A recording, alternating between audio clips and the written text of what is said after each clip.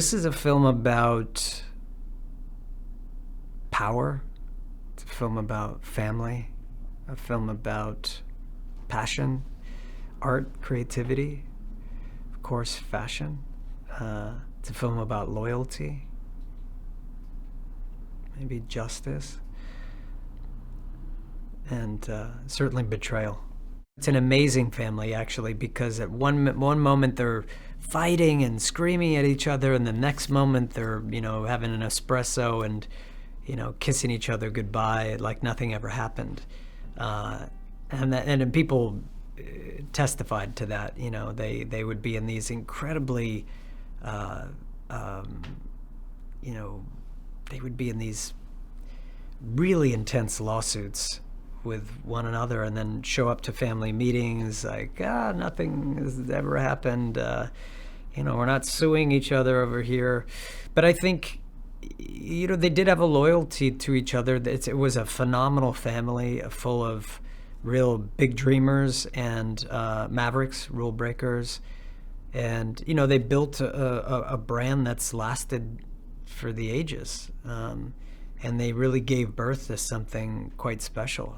It's a family that's, filled with dysfunction, a family that had a lot at stake, and but also, a really vibrant, creative family, and that was super ambitious and, built this incredible empire. Gucci is just one of those names that captures the imagination in a way. It's, they've so many times in the history of that company, they've been creative leaders, they've been rule breakers, they've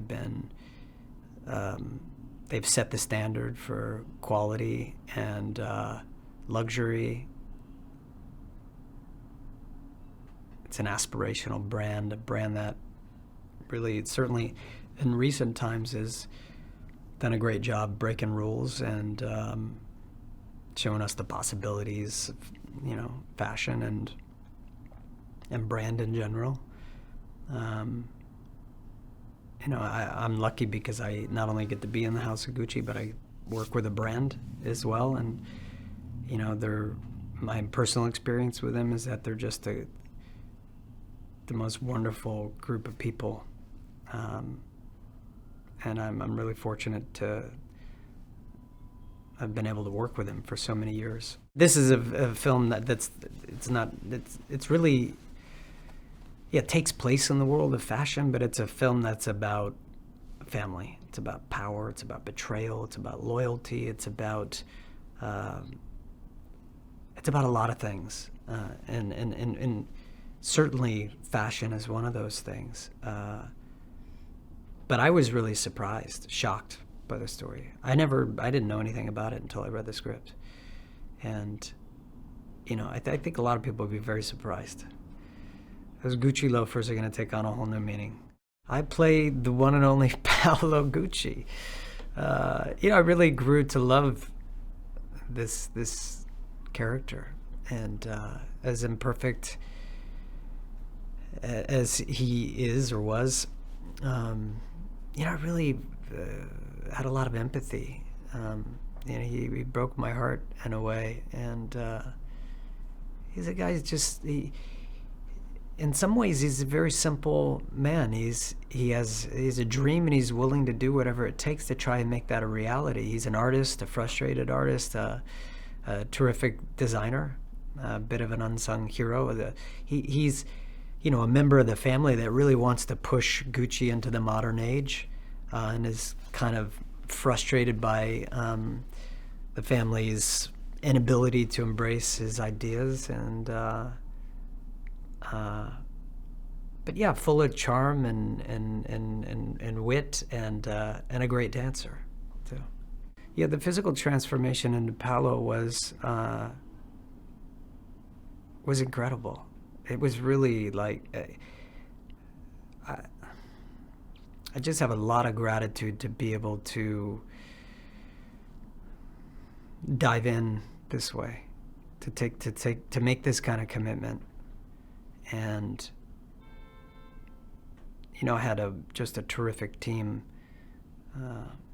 with makeup and hair, and Ridley just gave us a beautiful gift. When I read it, this role just stood out. There's something about it, something that I connected to. You know, Paolo Gucci he's the black sheep of the family. He's a frustrated artist, a real creative who is, you know, has a dream to share his work with the world.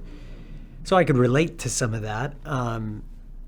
He also has an incredibly dysfunctional relationship with his family, and you know, he finds it hard to be heard, and you know, kind of to convince people that he has a vision, and to take him serious and to embrace him and his work. But he's a passionate guy. I found him to be, you know, when I read this script, my interpretation, my imagination caught hold of me, and I thought that he was a person that is full of humor and love for the things and the people in his life, and, you know, has just a big heart, but also there's a tragic side of it all as well. And I just thought it would be interesting to explore. Maurizio is the heir apparent to the Gucci throne. He is first in line in the succession, and really someone who is focused on taking Gucci into the modern age as well. Different, you know, I think Paolo thinks about it from a creative point of view, and Maurizio is thinking about it from a growth and maybe a strategic point of view. But they couldn't be more different. I mean, I see Maurizio as someone who's very stoic and in control, very analytical, very cerebral, and Paolo is, you know, a guttural person. He's passionate. He's full of life and energy, and very physical, and yeah, they're two sides of a coin for sure.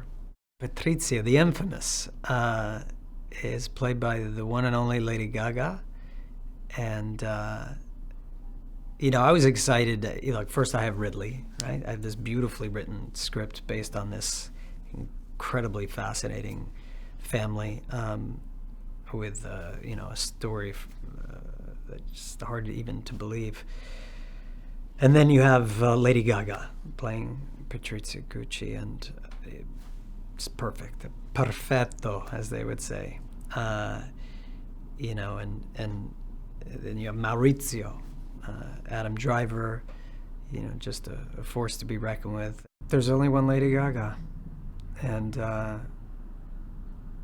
think what Lady Gaga brings to the role is a certain bravery, dedication. You know, we haven't seen much of her on screen as an actor, and that's exciting because you really don't know what to expect. So unpredictability is a really nice quality to have as well. That ability to surprise an audience. And yeah, I mean, she's obviously someone that is in love with the creative process and really is not afraid to take big, bold, brave chances. And she did exactly that in the film. Aldo is really the driving force behind a lot of the Gucci expansion.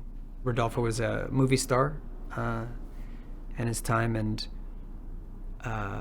but really Aldo was the one that was pushing things to the modern age. And, you know, he played the family like a chess game. You know, he was really methodical and at times maybe even a little manipulative, in the way that he handled the sons, the cousins, the family.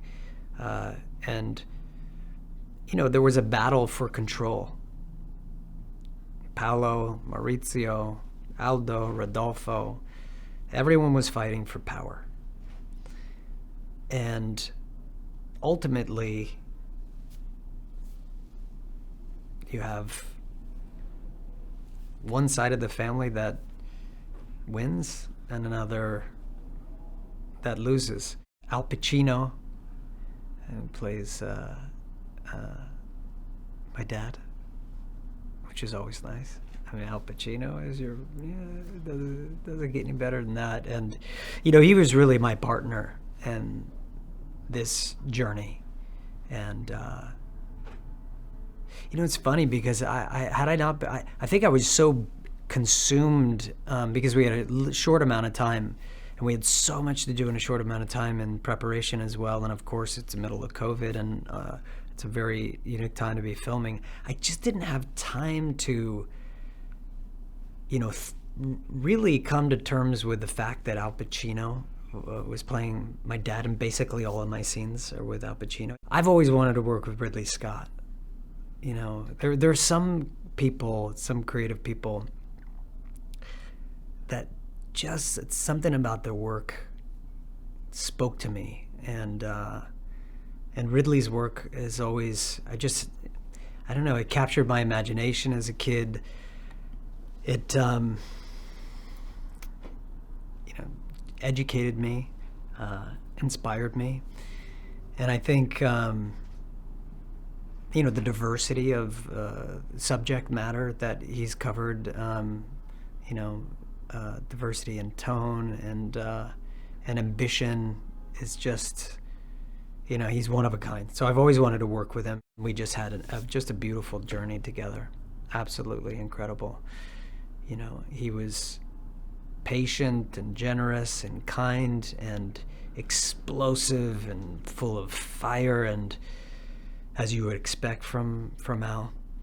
And what a gift. What a gift. I mean, my God, Al Pacino and Ridley Scott, just to have the opportunity to work with them and,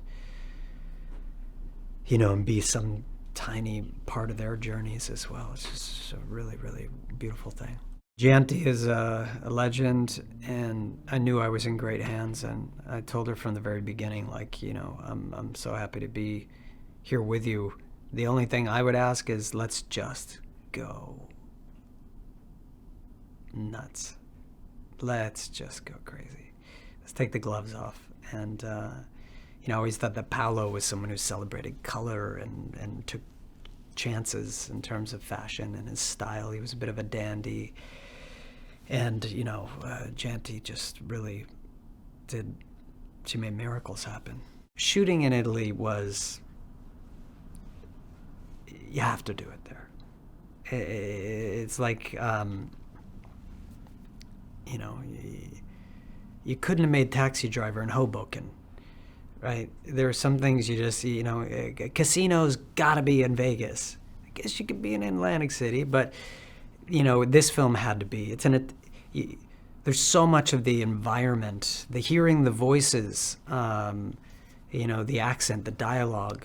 It was so important. And I was surrounded by Italians who were so generous and gracious with their time and energy. And, I had a lot of great teachers. I hope that when audiences see this film that they're reminded of the magic of cinema. I hope that they, cozy up into a big dark theater with a tub of popcorn, and they go on a ride. And they get to know characters that they didn't know existed before. They go to a place they never really have been, and they are surprised and delighted. They laugh, maybe they cry. And they have a really fulfilling and rich experience. We've all been away from cinema for a long time, and I'm happy to be part of a movie that I think is meant to be experienced that way.